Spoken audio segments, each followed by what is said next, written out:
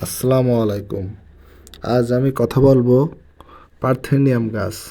Parthenium গাছটা আসলে কি? এটা হলো আমেরিকান গুল্ম প্রজাতির একটি বংশধর। এই পুরো আগাছাটি সম্পূর্ণ ক্ষতিকর, বিশেষ করে ফুলের রেণুতে অবস্থিত জাতীয় বিষাক্ত পার্থেনিয়াম। এছাড়া এর ভিতরে নানান বিষাক্ত রাসায়নিকগুলি হলো ক্যাফেইক অ্যাসিড, অ্যানিসিক অ্যাসিড প্রভৃতি রয়েছে। ক্ষতস্থানে রক্তের সঙ্গে মিশে চর্মরোগ হতে পারে।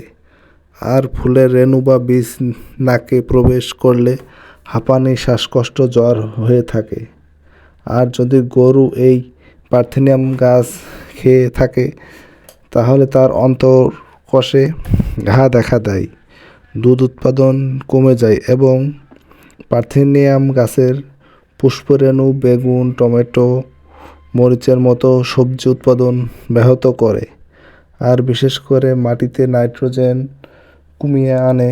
পার্থেনিয়াম খাওয়ার ফলে ঘোড়া, মোষ, গাধা, ভেড়া ও ছাগলের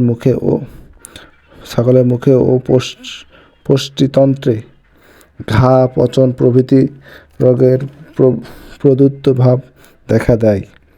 আর যে সকল মানুষের অ্যালার্জি আছে তাদেরকে সচেতন থাকতে হবে, তা না হলে আস্তে আস্তে ক্যান্সার হতে পারে।